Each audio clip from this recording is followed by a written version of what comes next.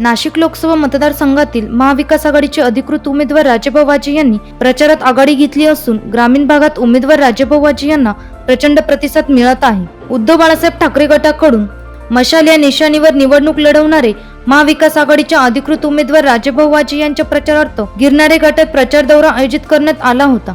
दरम्यान या प्रचार दौऱ्यात राजेभाऊ वाजे यांचे ठिकठिकाणी ग्रामस्थांनी जल्लोषात स्वागत केले असून राजेभाऊ वाजे यांच्या पाठीशी एक संघ राहण्यासाठी महाविकास आघाडीचे पदाधिकारी कामाला लागले आहे। शंखनाद होऊ दे, रणदुंदुभी वाजू दे, नाद घोष गरजू दे विशाल।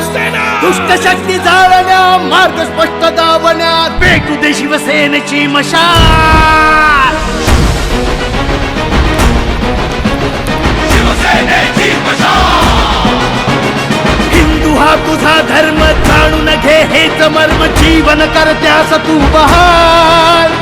दुष्ट शक्ती जाळण्या, मार्ग स्पष्ट दावण्या, शिवसेनेची पेटली मशाल। एक स्वप्न एक चिन्ह, शिवसेनेची मशाल। शिवसेना उद्धव बाळासाहेब ठाकरे यांचं चिन्ह मशालच निवडा। पेटली शिवसेनेची मशाल। महाविकास आघाडीचे उमेदवार राजेभाऊ वाजे यांचा गिरणारे गटातील मातोरी, दरी, गिरणारे, चांदशी, जलालपूर, महादेवपूर, वाडगाव, दुगाव, पारधीपाडा, लाडची, दोंडेगाव, गाळोशी, दाभाडे फार्म, शिरपाडा, वैष्णवनगर, गंगा माळुंगे, नागलवाडी आदी परिसरात प्रचार दौरा संपन्न झाला। गावची परिस्थिती चांगली आहे। गावात जल्लोषाचं वातावरण आहे आणि मातोरे गावातून त्यांना भरघोस मतांनी निवडून आणू ही ग्वाही मातोरीचा सरपंच म्हणून मी देतो। तसं पाहिलं तर नाशिक तालुक्यात एक मोठी एमआयडीसी निर्माण व्हायला पाहिजे होती, म्हणजे तर सुशिक्षित बेरोजगाराला रोजगार निर्मिती होईल।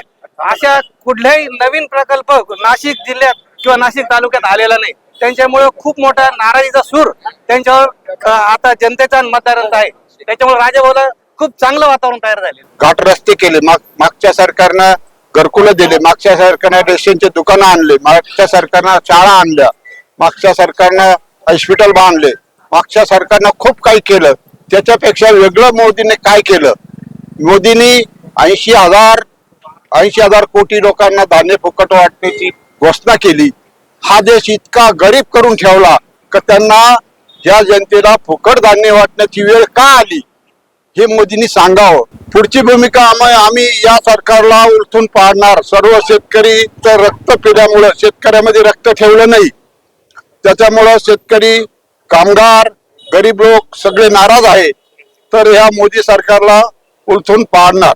राजाभाऊ सारखा सर्वसामान्य माणसाचा उमेदवार, स्वच्छ चारित्र्याचा, सुसंस्कृत उमेदवार, ज्याला खानदानी वारसा लाभलेला आहे, ज्यांनी विधानसभेमध्ये सिन्नर तालुक्यासारख्या तालुक्याचं अत्यंत चांगल्या पद्धतीने प्रतिनिधित्व केलेलं आहे, असा उमेदवार आज लोकसभेला आम्हाला लाभला। खरं म्हणजे लोकसभा मतदारसंघाचं हे भाग्य आहे। मला खात्री आहे निश्चितपणानं राजाभाऊ 2 लाखाच्या फरकानं या मतदारसंघामध्ये निवडून आल्याशिवाय राहणार नाही। सर्वसामान्य माणूस, शेतकरी असेल, तरुण असेल, महिला असतील, ज्येष्ठ असतील, आज सर्व राजाभाऊच्या पाठीमागे खंबीरपणानं उभे आहेत।